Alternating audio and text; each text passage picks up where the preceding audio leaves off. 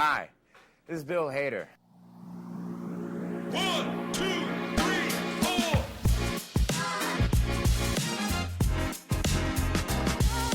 Bill Hader.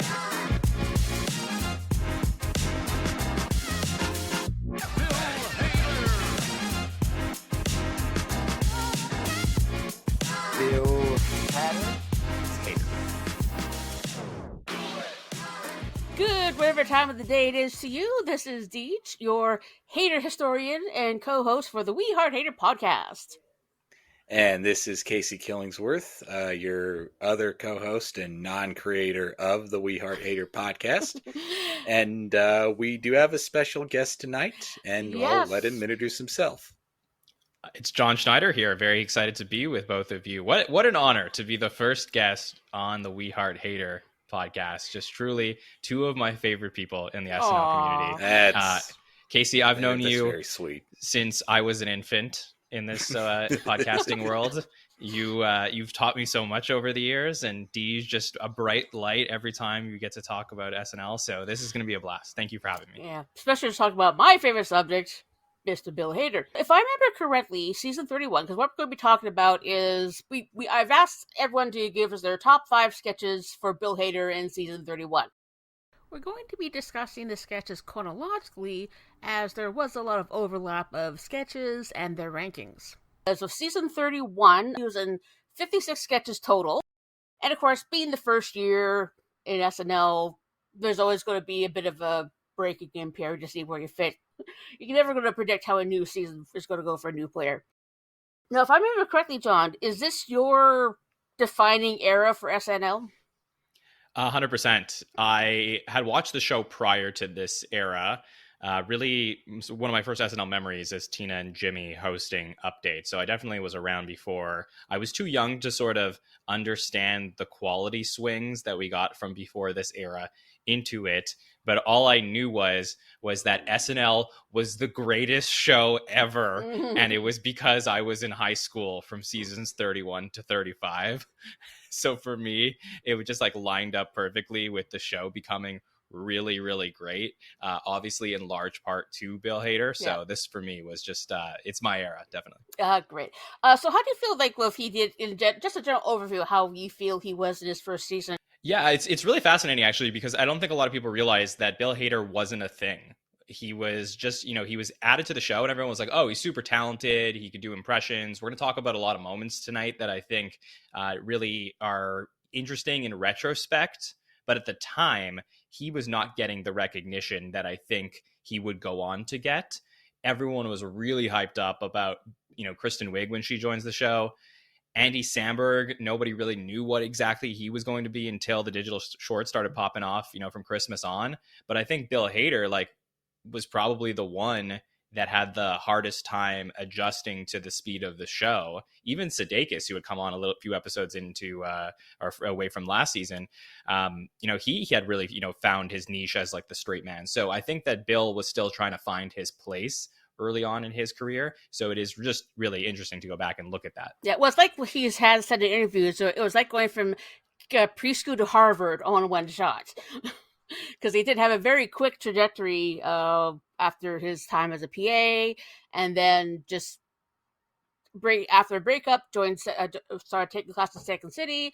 Just so happened Rick Offerman's brother-in-law happened to be in his sketch, or Megan Mullally's brother-in-law happened to be in his sketch group. So a lot of it is luck, and with SNL, a lot of it is just finding your people that work well together. So I have a question for Casey before we get going, because I always wanted to ask, somebody this, and I'm curious your opinion on it. Casey, is Bill Hader the greatest cast member ever that had the slowest start? So if you try and find that on a map of who ends up being considered an all-time great, but just didn't have that initial, Eddie Murphy, Will Ferrell style, just boom to start. Yeah, I would agree with that sentiment. I mean, on one of your podcast series from 2 summers ago, you did do a fan voted countdown of the 50 greatest cast members of all time. And you did vote Bill Hader number 1, which is, kind of why we're doing this now. And yeah, an argument could be made that he is the greatest cast member of all time, but inarguably he did have the slowest start because he came out of the gate with Pacino and an update piece we're going to talk about later on in this podcast, that he kind of appeared sporadically for 3 seasons. It's like they just thought of him as the, go-to impressions guy. He does Vincent Price. He does the Italian talk show host. In his 4th season, that's when John Mulaney came along. It's been said in interviews that John Mulaney was the first writer who really knew how to play to Bill Hader's strengths and knew what made him funny. He was the first guy to write for him just for the sake of getting him on, because he was thinking, why aren't we using this guy more? He's so talented. He should be doing a lot more. It's undeniable that Hader had a spark right out of the gate as far as just performance ability. He's a bit of a late bloomer because he needed to be paired with a writer that had the right spark to just get stuff on and change the course of the show. Luckily, that writer knew how to work with him. Not a lot of cast members have their breakout moment in their 4th season. I mean, people are lucky to make it to even a second if they don't have their big breakout moment. I mean, he was allowed some room to grow. He and Andy Samberg and Kristen Wiig and Jason Sudeikis came into the cast at a time when the show needed massive restructuring, or was in the middle of massive restructuring that started with them because there were big budget cuts at NBC. Tina was leaving to do 30 Rock, and she was viewed as the anchor of the show. And they had to fire some people. They just had to hang on to the cast members they had, made do with what they had. Well, he was given room to grow because the show needed room to grow into its next era. It's kind of a unique case in SNL history. I agree with that sentiment. He is and I can't think of anyone else who had his trajectory for better or for worse. So that's why we're here talking about him and dedicating to a whole podcast to him nearly 20 years later. Yeah, I was gonna say he's a bit of a unicorn, and that's why I think that's why I love that you're doing this podcast, and that's why I love that we get to talk about him. I think I had him at 4 all time when I was doing my own version of the rankings when we were counting down. I think he's probably in that 4 or 5 range. I've sort of flip-flopped between him and Dana Carvey to put in there. But yeah, I mean, it's just a brilliant performer. So I really can't wait to get into this Deej. He was actually always shut out of one episode. That would be the Antonius Banderas episode. He didn't have any sketches in. The one he had the least of, the Alec Baldwin, episode 8. He briefly appeared in the Brokeback Goldmine sketch, and that was pretty much it for that one. But let's get to the fun stuff that he was in. So the first in the progression is his very first episode, season 1, episode 1. This would be the friendly new guy Impressionov. Now, I did not have this on my top 5. Not that I don't appreciate it. I still love it to death. John had it as number 1, and then Casey had it at number 4. So let us start with John, since he had the higher rank. So what makes this your number 1 Hader sketch? I just think this is, I think if you have to put can't miss Bill Hader moments, like let's say we're making the best of Bill Hader DVD, I think this has to be on the list, bar none, just because it was the introduction for 2 new cast members together. This is a piece that's written by Jorma Taccone, one of the Lonely Island, who then gets with 2, he's a new writer on the show. He has Andy that he works with us on essentially. And it goes back to the famous story of Bill and Andy auditioning together, where you get to see, Andy feels like, he's talked about this many times, how he feels like his audition was nothing. And then he saw, what Bill Hader did, or he saw everything he brought to his audition, and he was like, whoa. So to get that translated onto the screen, I think is really awesome. And right away, it showed how great of a performer Bill could be on the show. And I always advocate for this from cast members of every era, that I believe the most important thing you can do on a show like SNL is to teach the audience and educate them who you are as a performer. Because if you give that to us, we can buy into you when you're in character. And I think getting to see Bill Hader show off his chops right away, we were like, there were so many people watch that were like, oh, I'm all in on this Bill guy. So I think this is definitely the most important moment we're going to get from him in this first season. The reason I had this at number 4, I just had to rank some specific character / impression moments of his higher, but it deserved a spot in my top 5. It is a tone-setting moment for a new era that the show is trying to smoothly transition into. It is Bill and Andy's first appearance as themselves on the show, and you get to see this guy's going to be the new impressionist, and this guy's going to be the next big, silly, goofy guy that all the young kids love. So Andy's going to be like the next Sandler, the next Fallon. Bill Hader could be like the next Bill Hartman, the next Daryl Hammond, the next Dana Carvey. You see them as themselves, and you see them carve out their own niches and archetypes in the show in real time, live on TV. And it's not often that the show just gives these new featured players their own guest spots on Weekend Update in their very first episode to do this. Some new featured players are considered lucky even if they get one of those by the end of the season. Some of them are lucky to get one by Christmas episode of their first season, because if they don't, then they're probably gone by the end of this one. These new kids, it shows you that Lorne's leaving the show in good hands with these new kids once the cast members that have been around a while leave.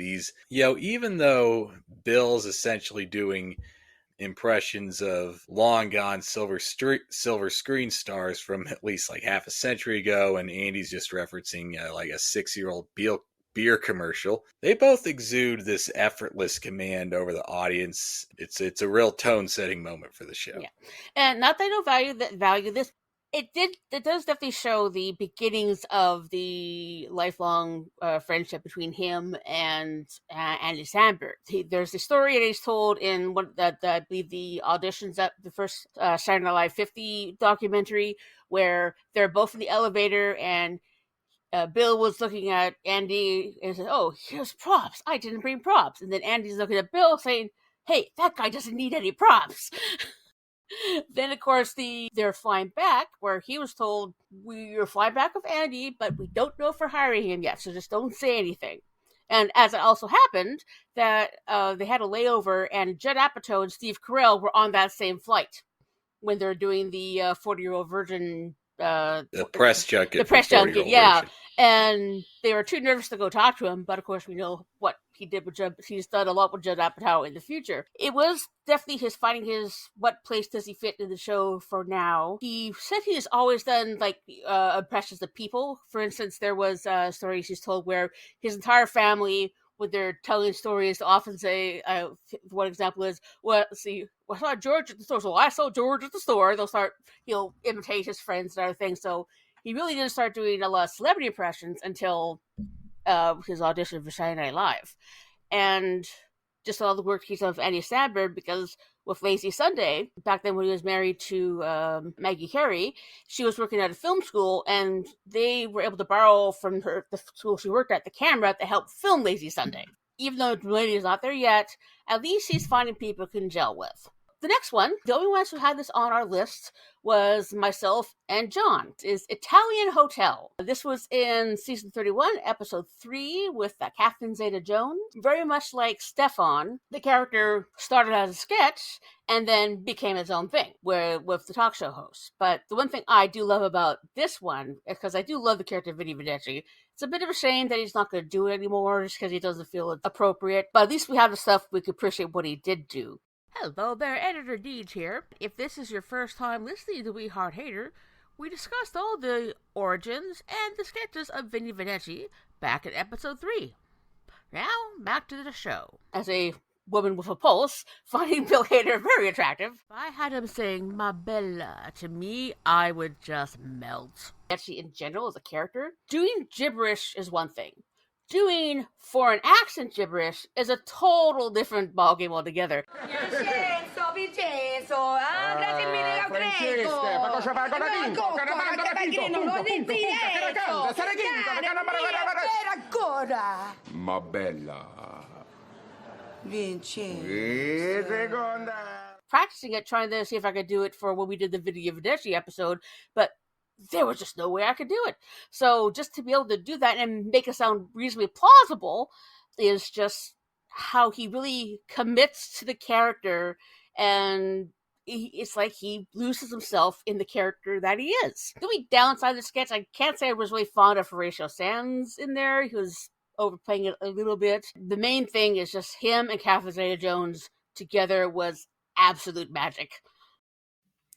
Yeah, I mean, this is a really fun sketch. I think it's a essential sketch to sort of see the development of Hader over the years, because, like you said, you can compare it to Stefan, which is the one that would be most notable because it becomes his most prolific character. But this character, I think, is really interesting, where I believe it's Matt Murray who writes this with Bill and puts it on the air before Mulaney will eventually. I think there was a few. Simon Rich would be involved in some of the later ones that they would do. But yeah, it's a really, really great character, in my opinion. I can understand why, the talk was maybe that he shouldn't do it anymore. But I think that when he did do it, it was magic. It was one of those things that you really see how great he was. And I think the interview setting was probably way better for the character than what we get here in the Catherine Zeta-Jones episode. But in this episode, I do think it's an essential moment also because it starts having you compare him to cast members that came before. And I think it was really easy to watch him and see the Dan Aykroyd in him. I think you also get some Dana Carvey in this performance as well here. And for me, like, we're talking about some all-time greats. You're talking about Dan and Phil and Dana, and somehow like he's sort of like a mix of all of them. Again, so for me, like, when you're just trying to figure out your place on the show and make your own mark, I think that this is a good one that contrasts what we're going to talk about later, where I see like a lot of Aykroyd-ish moments throughout the rest of the season. This one's more Dana for me, and I find that fascinating. And Dana was one of his influences, because that was actually what Dana Carvey and Phil Hartman were. That was his cast. Yes.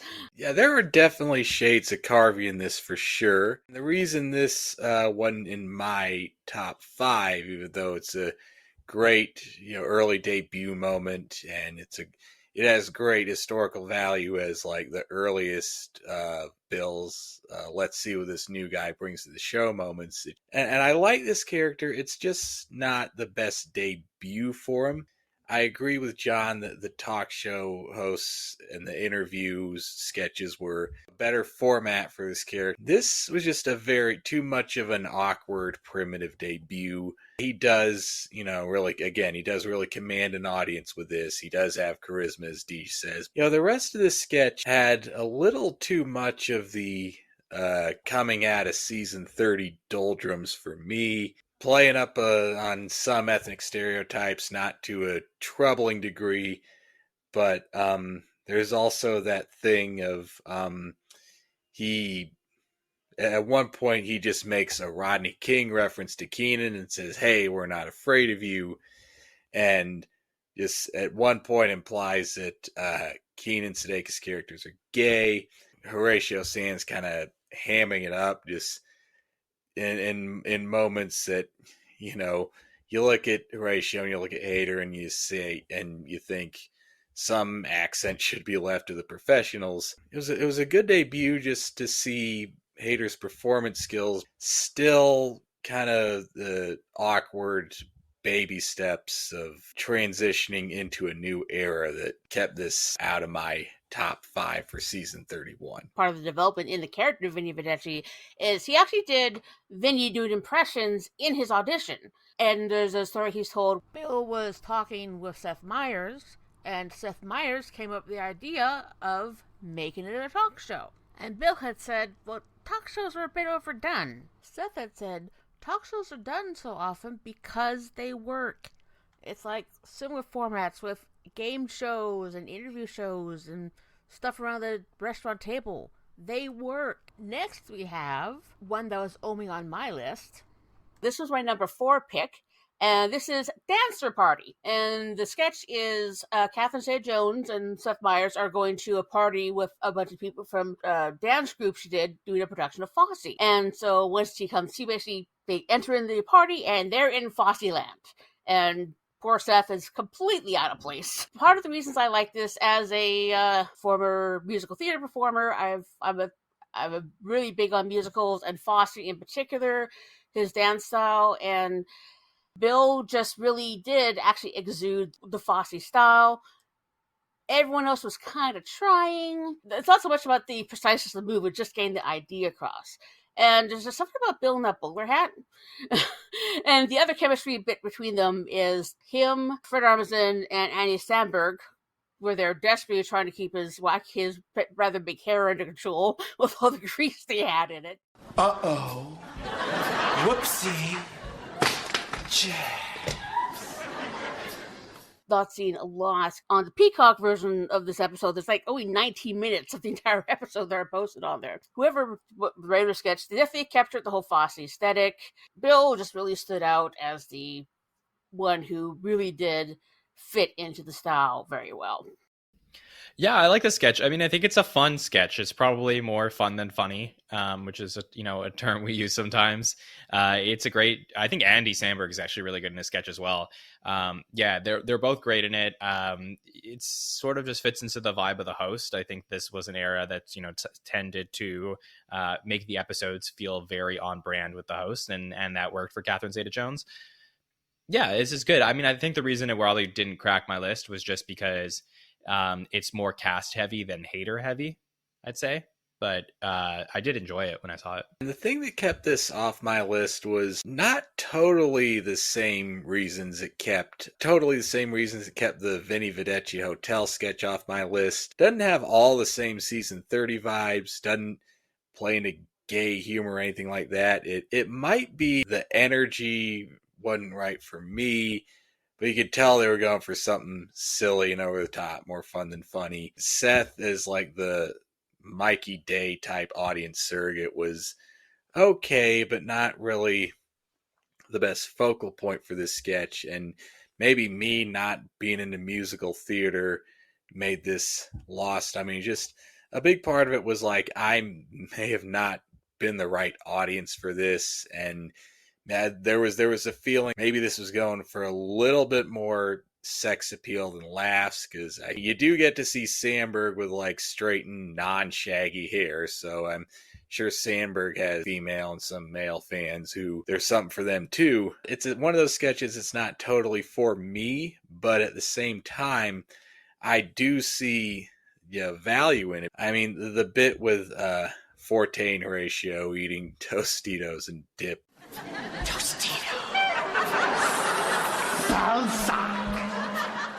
Eating Tostitos and salsa with jazz hands got me, but I do find it kind of ironic that this was in one of the season 31 episodes from before Kristen Wiig got hired, because this is the exact type of sketch that she would just go on to crush later and make into a niche for herself.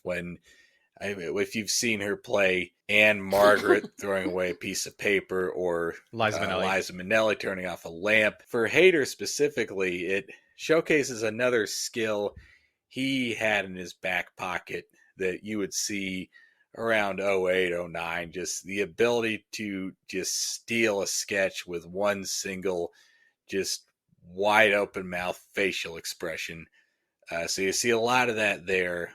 And that would lead to moments like the sex phone line ad with Megan Fox, where it's like, this is the type of people these are really for.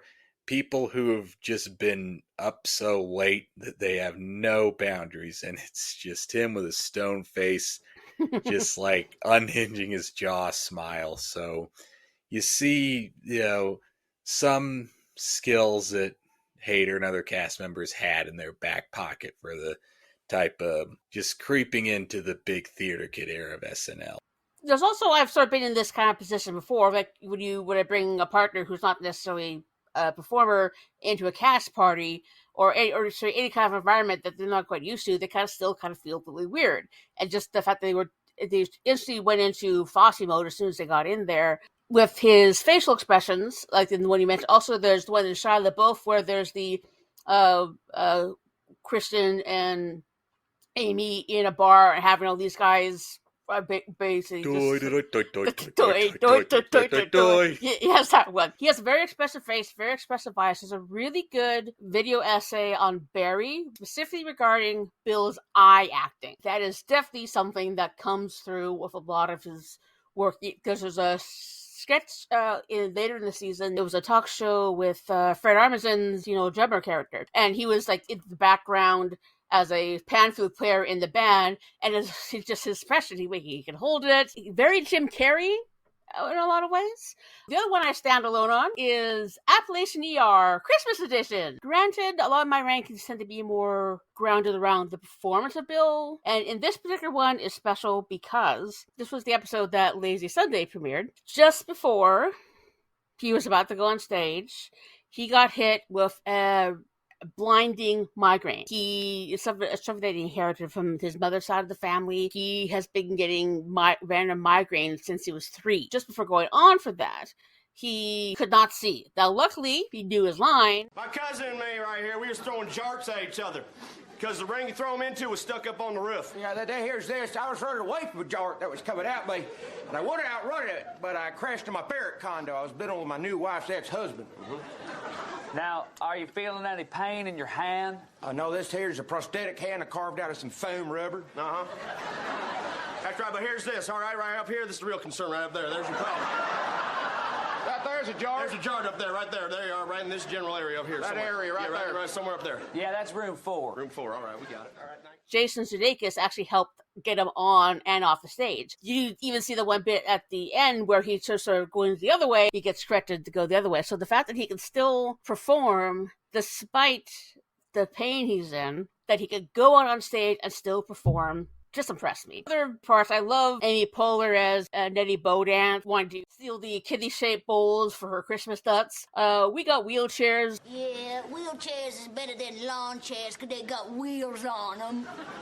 Yeah, I think this is the first moment where, you could talk about off the field issues sort of affecting his work, but we don't see it on camera. Like, you can watch Bill Hader's entire career and not know that he was dealing with this situation or any anxiety or mental health issues that he's gone on to talk about. But all of those clearly were a factor and make it, to me, even more impressive, the work that he does or that he did do on the show, considering what he was battling to get everything on the show. So very impressive stuff. For me, I don't know that I would say that this is essential just because, if you're going to recommend sketches or moments to people to go back and check out, you need all the additional context to sort of understand why this is an important moment. And I guess that's what this podcast is for. But just in general, I do think that it probably lacks the on-screen moment that I need to say, like, this is something you absolutely have to check out. Now, I've always been a big fan of Appalachian Emergency Room. I really felt like this is where Seth started to make his bones as a Weekend Update anchor, working with guests, because he has that, like, ability to quarterback a sketch that I wish we got to see more of in his first few years, to at least be put in those roles. And I think that all the cast is really, really great in this. I always love Chris Parnell in this. I just don't know that, because we can't really take the off-screen fully into account, and then on-screen Bill is solid, but he just has sort of like that one line and you're out. It's not like that epic moment that I think that I would want my top 5 list to be from one of his seasons. I got to go with John on this. I mean, Bill and Sudeikis do score a funny moment here. They come in, they're victim, they're cousins and their names are Otis Peaks and Tiny Nations, 2 cousins who are victims of a jart throwing incident. It's funny, but it's not like the central focus of this sketch because, I mean, you do see Seth Meyers in sort of a straight support role as he always is. You also see Jack Black. You see Neil Young walk in as Amy Poehler's druggy son. And you also see Johnny Knoxville with a 2x4 nailed to his ABC, his ass ball connection. And he totally did that on purpose. It's just like there was too much going on in this for it to make the list of like all-time Bill Hader moments. Speaking of sketches that have too much reminiscent of like seasons 30 and 29, I've always run kind of hot and cold on these sketches, been pretty ambivalent. I mostly remember him for Chris Parnell just walking in, having to explain how some item just got accidentally shoved in his ass this week, or how he accidentally fell on a watermelon and got his dick stuck in a watermelon. And yeah, there's a lot else going on in this episode. There was Lazy Sunday and 2 a-holes. Every other featured player that season got to have a breakout moment, or a mini breakout moment in some cases, in this episode. This was not a breakout moment. This was Hader and Sandberg's moment, and the 2 a-holes was Kristen Wiig's moment. You know, they got a big moment, but it's not like they stole focus from everything else going on. And one thing that stood out in my mind, I vaguely remember listening to That Week in SNL's review of this episode, and I think Andy and Timmy talked about how unconvincing they thought Hader's Southern accent was, which, hey, they're from the Carolinas, I'm not, so who am I to argue with them? And Bill's from Oklahoma. Right. Funny Bill moment sandwiched in between a lot of just big, flashy cameos and a big, flashy Christmas episode, so it was buried under too much to make a top 5 for me is all. But one thing with all of season 31 Bill is a lot of his roles were smaller roles and sketches. Because of the difficulty he had his first year, there wasn't quite a lot of Bill leads a sketch. So that kind of factored into my ranking as well. Now we're on to some things that a lot of us agree with. This isn't quite chronological, but we're going to take care of both Vince and Price sketches. So I had Vincent Price Thanksgiving as number 1. John had it as number 2. Casey seemed to prefer the St. Patrick's Day as his number 2. The Thanksgiving one, this was the premiere of Vincent Price as a concept on the show. Kristen Wiig's second episode. There's little bits and ticks you can sort of see in his performance where he does kind of stumble over a couple lines, but he doesn't let show much on stage. He usually would save that till once he beat himself up mentally once he got off stage, which I can totally relate with. I do that to myself more often than I should. The way he can do a smooth, indetectable vocal transition from just talking about how he went to school with 2 other guys, and then immediately goes into horror mode, and then he sort of more frustrated host mode, and then horror mode. So it's just the way he can sort of switch that personality on a dime, or switch his voice on a dime. He's done quite a number of things. This was the only Vincent Price sketch that didn't have Liberace in it. Fred was Ricky Ricardo because Eva Longoria was the host, and she was. When they were developing the sketch, he got some good advice from Lorne. It seemed like in the original version that Vincent was being mean to everybody. And that doesn't quite make logical sense, because Lord had said that, well, if it's going to be mean to everyone, why would anyone show up at a special? It's when they turned it into the one sane person and then reacting to all the craziness around him, that's what made them rewrite, and that's what made the sketches from then on the quality that they are. Apparently this was also the most expensive set they had built at the time, because there's all those little details in the background, and of course the ever-present Raven on his shoulder. Although I did like what they did in a Christmas edition where all of a sudden the Raven there had a little Santa hat on, which I thought was adorable. Definitely for a first big outing for a big lead sketch for Bill, definitely one of the classics, which I have as my number 1. So what makes it great for you, John? Well, you know, I love these sketches, and I do think that the best part of them is just you can see how Bill can just anchor a sketch and doesn't have to be the one that's the over the top making a crazy impression. Like, he really can do everything. If he was like, I guess like if he wasn't a professional athlete, you would call him like a 5-tool player. Like, he has all of the skills that you would be looking for. And I think he shows it here about how good he is in both of these sketches. I lean towards the Thanksgiving one, probably for 2 reasons. One, I think it's really important that he does this so early on in his career to continue to establish like what he could do on the show. And number 2 is that Matt Dillon episode is just so stacked with Bill Hader moments that I just sort of left a couple of other ones on my list. I didn't want to all lean season 31, episode 14. But again, he is so great in this. Every time it popped up, I really loved it. And I am a little bit of a sucker for like an old school sketch with impressions of people who are mostly not around anymore, because I think that they could really dig their teeth in. Like, you saw just what happened, no pun intended, with the Amy Lou Wood situation. And it's like almost like it's more fun for SNL to make fun of people who can't say how upset they are by the impressions. And I think you get that with these sketches. So I think Bill is fantastic in all of these. And he definitely does have a lot of love. He has always been the well-known cineast that he is. Vincent Price was always a big influence on him, although apparently this impression was inspired by Dana Gould's impression of it. But hey, he makes it his own. Casey, he had the St. Patrick. So what was making the St. Patrick Day more important in your ranking than Thanksgiving? I mean, I do love these Vincent Price sketches. Probably one of my top 5 favorite things Bill's done on the show in general. These early formative ones. I just felt that while the Thanksgiving one is an important debut, I just felt like the St. Patrick's Day one had tighter writing, have any lulls where it might have dragged on, and that's probably because, like Deej said, he's nicer to the guests and more reacting to their craziness, so it's just more focused on silliness, but there's also great moments of passive aggression between Bill and Matt Dillon as Rod Serling. I am pretty much a sucker for any Rod Serling impression on SNL, and yeah, you see his chemistry with Kristen Wiig too. You get to see Daryl Hammond used in a non-political sketch in his late tenure as Don Knotts. So, yeah, just the things that the Thanksgiving one didn't have. But both are great examples of what Jon said.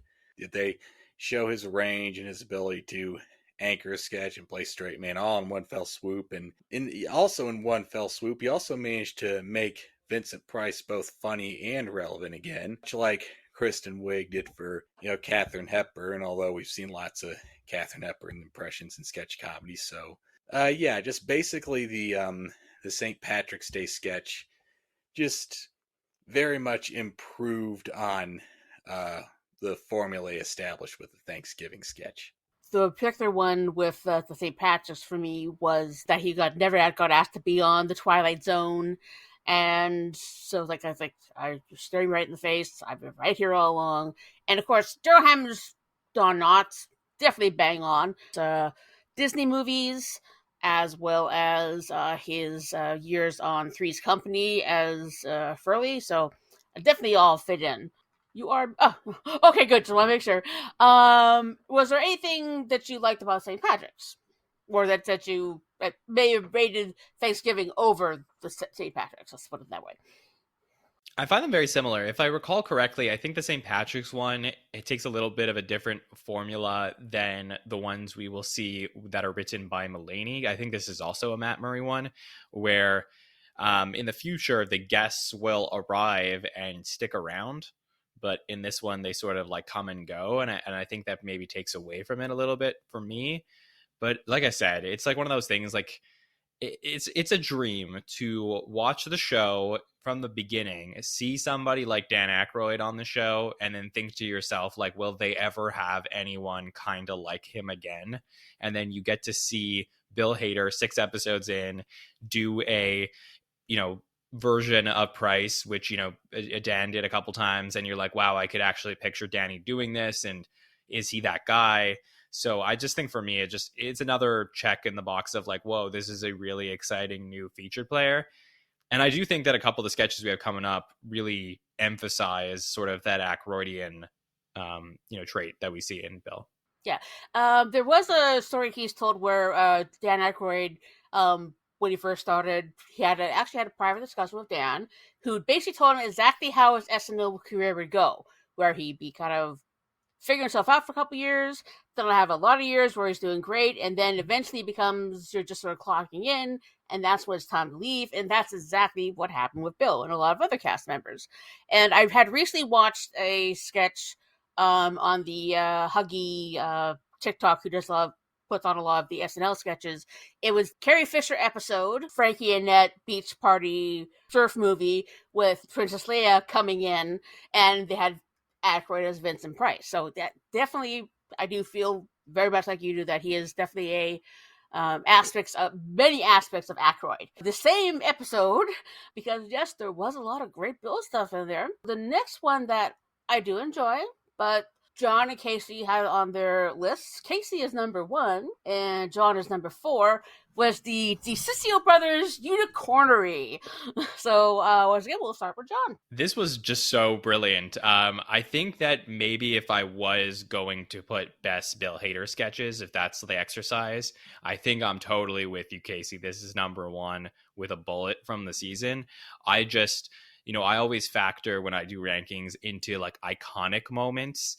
And I don't think that this is an iconic moment. I think this is one like, if we were doing the Saturday Night Network in season 31, I think this sketch probably gets more hype because we're talking about it a way more.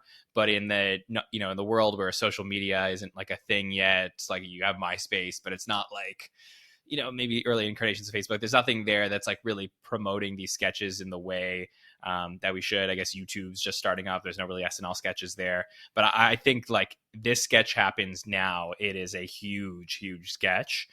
At the time, though, it ends up being more of like a hidden gem that I think people should go back and check out because it is just brilliant stuff. And this to me is the most, sort of Aykroyd style thing that you get the pitchman alongside the host, Matt Dillon, and they're having a lot of fun as the two brothers who have the magical animals for sale that are really just horses with I guess, sort of made to look like unicorns.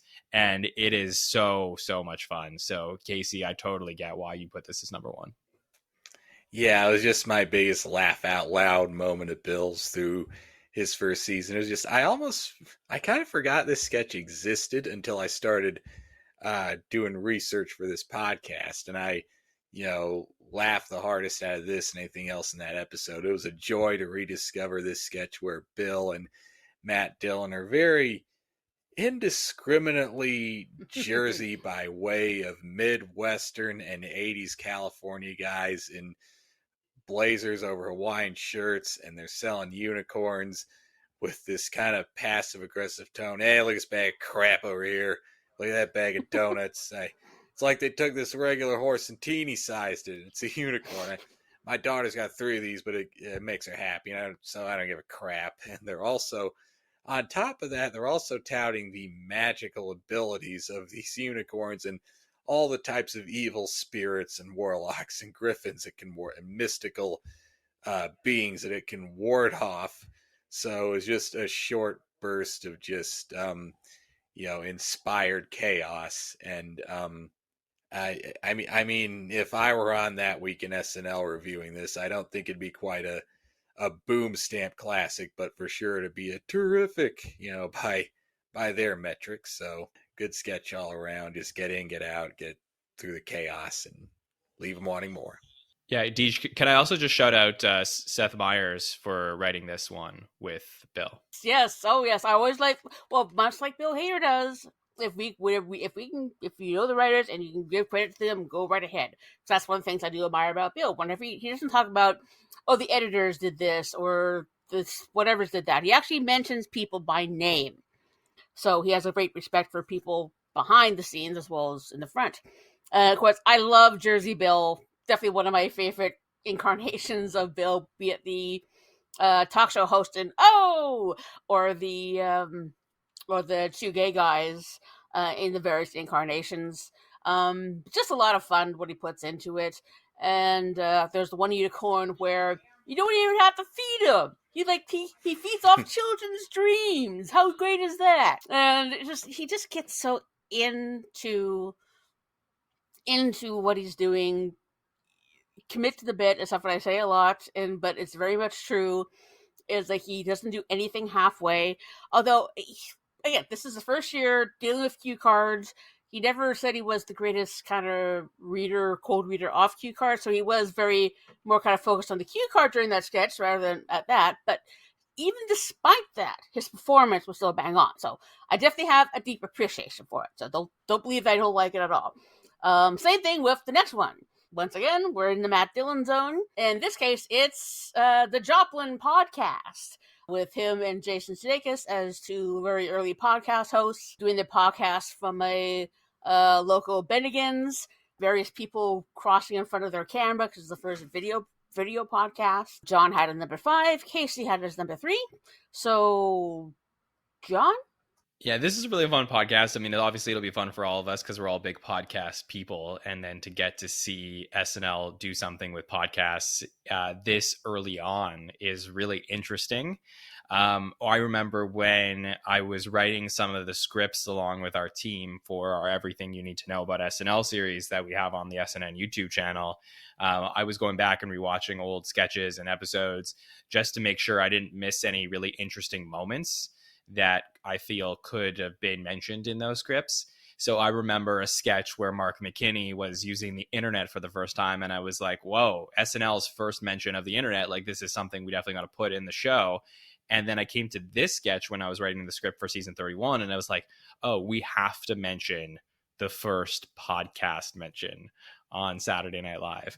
And I thought it was so fun that it created a situation that you don't normally see on SNL. Because think about it, for 30 years, you're getting sketches where people are standing around a living room or, you know, going to a club or going to a bar. You get all of the scenarios where social things can happen that people can make fun of. You've seen already up to this point. So imagine like 30 and a half years into the show, all of a sudden you're seeing three people create some sort of conversation that's going to be recorded and put out to the masses.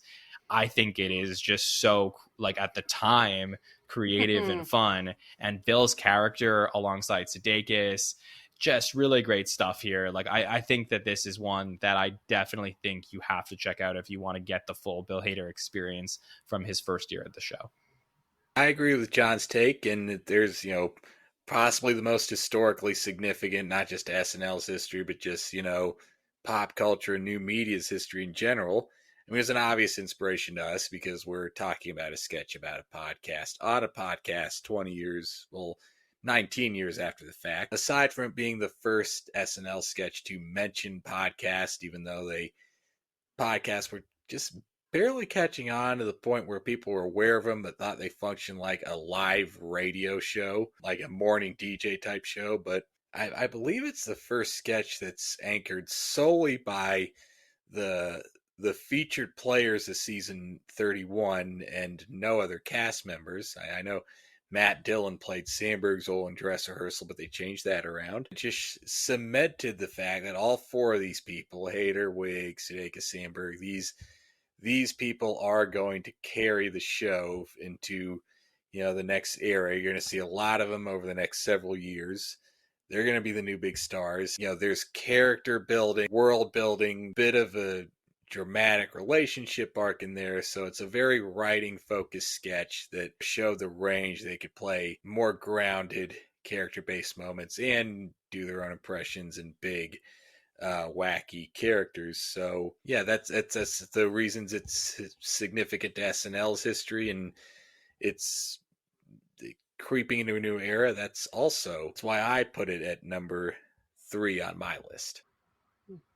And this is also what, as I said in our episode, on this episode, this was basically Proto-Dave from Hot Rod. I'm pretty sure it was still based on the same childhood friend back in Oklahoma, because there was one point where his character was called a different name, which was probably his friend's, what I believe was his friend's name, because after the season was when he would go off to where I am in the Vancouver area to film Hot Rod. But he does that kind of Oklahoma, kind of down-home thing, although Joplin isn't in Oklahoma, it is in the general geographical vicinity. And this being the first video podcast where they, for some reason, were doing it in a restaurant, so they had people walking in front of the camera, but again, you're in a public place, there's a restaurant, what are you going to do? And who's holding the camera, by the way? I think it's just on a tripod. Right, yeah.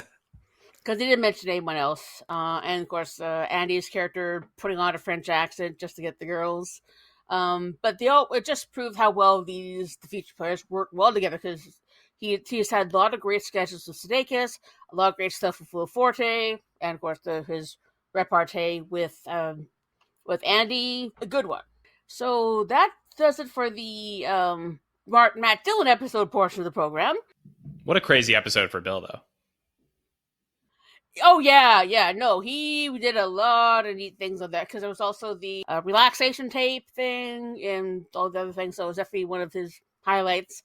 And of course, I think this was, if I remember correctly, this was before he did You, Me, and Dupree, which starred Matt Dillon. The last sketch that Deej, oh god, no, I'm not going to talk about myself in third person, we're not going there, that myself had on our list, I had this as number 3, Casey had it as number 5, and this would be the first Laser Cats.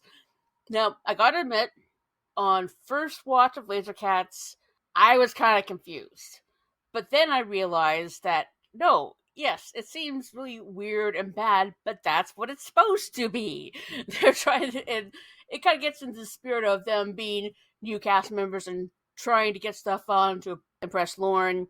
And a lot of what happened with Lily Island in their first year, rather than make the proposal and then make the thing, they just made the thing, showed it to them, and then it got on or it didn't get on. Again, the commitment to the characters, the costuming is absolutely ridiculous.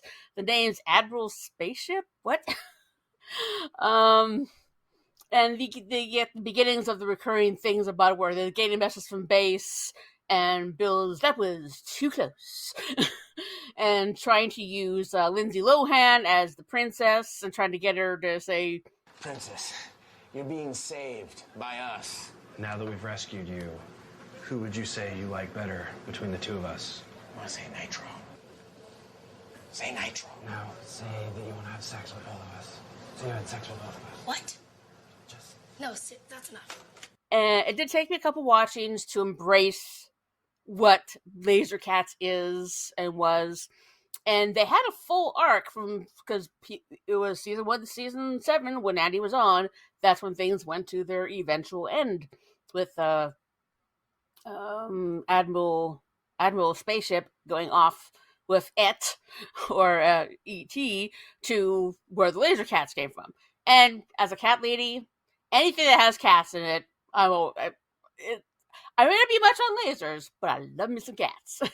And I like that they had a mixture of stuffed cats and occasional live cats, which is one part where he says, I have to refuel. And so he sets the cat down at some food and says, hey, Boots, eat the food, Boots.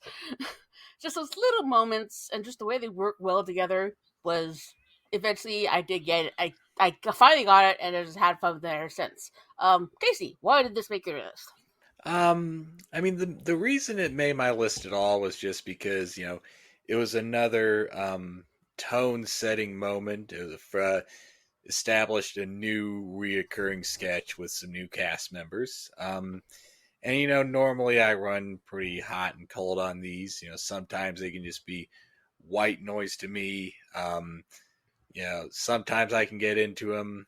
I feel like a Steve Martin hosted episode wasn't exactly the right place for one of these, but good on him for being into it. Yeah, I'm pretty okay on him. I can, pick apart the moments in these, and I feel like I can only really take so much humor based on purposely cheap and bad filmmaking, but yeah, I do like the cheapness of that being in contrast to Bill and Andy's just commitment to these like cool sci-fi space hero roles. And I mean, I do also love the idea that Lauren is constantly being easily tricked into having to sit through one of these whenever Bill and Andy come into his office, sort of like a Paul Rudd Mac and Me thing. And I do like that they did like tributes to Spielberg and James Cameron and future ones. Right. And my favorite moment of the whole Laser Cats franchise might have been the switch between Lindsay Lohan and Rachel Dratch as the princess. And, there's other things like Fred Armisen in the hallway being identified solely as a bad guy. Just look, a bad guy, shoot him. And Will Forte being playing Robotron, and just the reveals of just a host or someone in just a bad robot suit made out of like 90% tinfoil and a couple of boxes. It's a fun reveal. There's a recurring sketch that's never quite grabbed me. They have a soft spot in some people's hearts, and they helped establish a new cast, so they deserve a spot in the top 5 for heavily featuring a new character by Bill Hader, a new character by Andy Samberg. And I also like that in the third one, I think they went to the length of having Bill and Andy wheel out a TV monitor at a restaurant when Lauren was having dinner with Senator Chris Dodd. And that might have been in the Christopher Walken episode, and Walken, Steve Martin. I do like the idea that Bill and Andy are committed to trying to sneak these into episodes with big name hosts that they know a lot of people are going to see. Yeah, I mean, I think that I love Laser Cats. I think it's like such a great contrast to the other digital shorts that we get, where we get these sort of, eventually these huge music videos with high production value. And then whenever you get a Laser Cats, it's like the fun is the opposite of what you would normally get from a digital short, or for some of the more epic digital shorts. I think the thing, I think the reason why I don't necessarily put this as like a top 5 Bill Hader sketch is because I don't know if this is a hot take or not, but like, I don't think that Bill Hader's role here is so significant. Like, I think that other cast members could play Admiral Spaceship. Like, you could put Will Forte in Bill Hader's role here, and I don't think much changes about the development of these sketches. I like that it's Bill and Andy because they come in together and they're from the same class. But beyond that, this to me is like the one thing on the list that I don't necessarily feel like is dependent on Bill's masterful ability to dominate a moment. This is really more of like a Lonely Island concept that is brought through Andy and Bill. Okay, so just to go through where the actual rankings for each of us went, and I also asked them to think of some honorable mentions, which I do have a couple. So from my list, I had from 1 to 5, Vincent Price Thanksgiving, Italian Hotel, Laser Cats, Dancer Party, Appalachian ER. Casey was Unicorn Brothers, Vincent Price St. Patrick's, Joplin, Impression Off, and Laser Cats. John had Impression Off as number 1, Thanksgiving number 2, Italian Hotel number 3, The Cicero number 4, Joplin number 5. Now I have 2 honorable mentions for 31. The first one is Taco Town, which was one of the first commercials that I did. Which just the ridiculous of taking the taco and then putting more stuff on it and a bag of chili. And this was actually recreated. I don't know if you watched the series Binging with Babish, where he'll take foods from different TV shows, like a burger from Bob's Burger, or in this case, the Taco Town taco. So he does his best to try and recreate it. He also did an episode later on doing his version of A.D. Bryant's Overnight Salad, which is another sketch I love just for the absurdity of it, because if you are familiar with the TikTok series Minnesota salads that aren't really salads, just that there's all these ridiculous things to go together, and this actually got reused a few times throughout the season. I guess just sort of the will often use on this time commercial sketches just to help fill time when they needed to. Other one I really loved is Good Morning Meth. And that's from Jason Lee. Bunch of people making meth. It used to be like an hour show. Now they just have the camera on 24 hours a day. How you doing today, JJ? I rule this town. I rule. That is true, because until recently, JJ was the mayor. So it's just a really good commitment to that. John, any honorable mentions for you? Yeah, I think it'd also be important to point out the JetBlue Flight 292 sketch that we get from the first episode, where I think that's Colin Jost's first sketch that he ever writes for the show, and you get Steve Carell and Amy Poehler, who are watching a TV on the flight and realize that their flight's about to go down, and they're trying to, get everyone's reaction to it. And it's the first moment we ever get to meet Bill Hader on screen, and he is just so good at this. It's like a quick 30 seconds of him talking, but it is so much fun to have him there. Well, it's the age-old question. Do you want to know exactly how and when you're going to die, or would you rather not know? And what is the professional consensus? Oh, you don't want to know. Yeah, knowing makes it like 10 times worse. Yeah, knowing it makes it 10 times worse.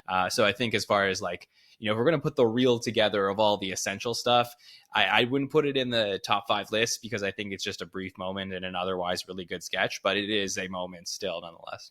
So, Casey, any for you? So my honorable mention is something I decided to cut from this list at last second in honor of the new guy impression off. Yeah, and I saw a few right. additions from your list.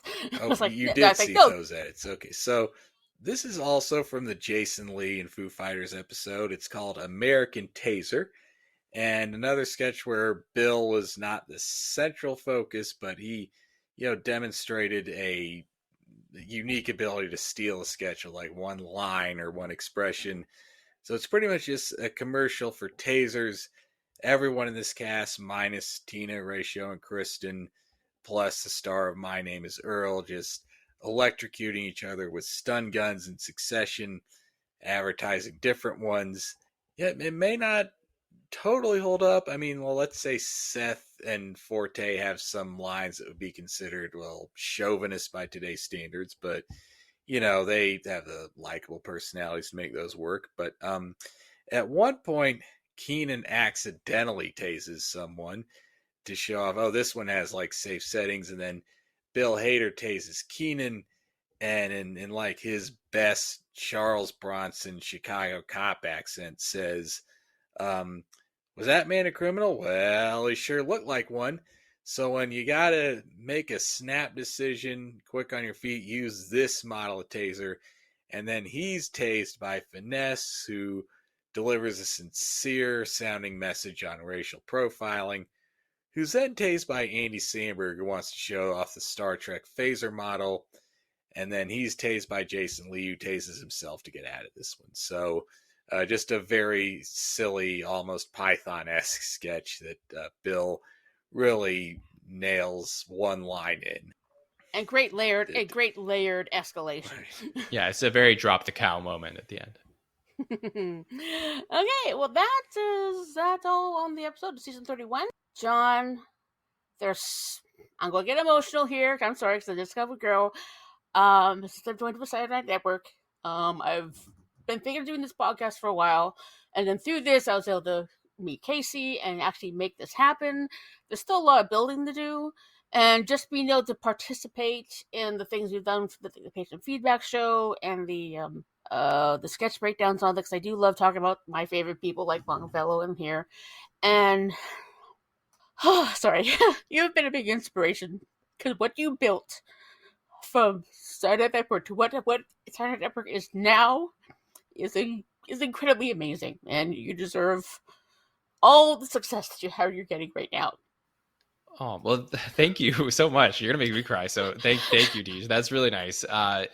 Yeah, I mean, I really appreciate that. I always, like to really just admit that I don't think I would ever be able to do what I'm doing now if it wasn't for the community, and just being somebody who, like, I just love getting to meet all of you, to talk about the show. Sometimes people, will come on our podcast and they'll say like they're nervous to talk SNL, and I'll say like, we're just friends. We're just friends from all around the world. Like that, this is a show that is, if not a global show, at least a show that crosses through North America, that people from all around can love. And I think Lauren talks a lot about how, SNL is at its best when you're, growing up and you're able to be in high school and talk to your friends about these sketches. But, a lot of us are, past those moments now where they have friends that they can get together with on Saturday nights to watch SNL. And my dream was to be able to create some sort of environment where we could all just like hang out together and talk about our favorite shows. And you two are two of the absolute best people in this community to be able to do that with. And I'll just say, like, Casey, I know you wanted to podcast for a really long time. I am so proud of you and so happy for you that you got this opportunity now. And Deej is a perfect podcast partner for you. So whatever I can do to continue to support the two of you, I'm always happy to do. So sincerely, thank you for having me on here tonight. Of course, either of us are always open. Anytime you need us, you just call on us. We will be there. Yeah, so like I said, you are our pod father. Saturday Night Network was our backdoor pilot for this. So, Casey, any thoughts for the last thing? Well, just I'd like to thank John for being the architect of Saturday Night Network and for giving myself and Deej and many others their own space to dip their toes in the podcasting waters and get their journey started. And thanks for, guiding me down the path that eventually led to me meeting Deej and starting my own podcasts. And you've definitely changed my life for the better. So thank you, Jon. Yeah, I think that'll do it for this episode. The next episode will come out in a couple of weeks, and it will be another full-length SNL review. We just wrapped up season 31. We're creeping into season 32 with our review of the Hugh, Laurie, and Beck episode. Thank you for joining us at We Heart Hater. Thank you, Jon, for joining us. We will have you on again. So, I am Deej Behrens, and will continue to be. And I will still be Casey Killingsworth until I am informed otherwise. And Jon, thanks for being you. Thank you. And thank you for tuning in. And remember, Jon's the king of the Saturday Night Network. Join the community. You're going to be welcome with open arms, because we all love funny. I heart Hater. How do you feel about Hater? I heart Hater as well. So in that case, we heart Hater.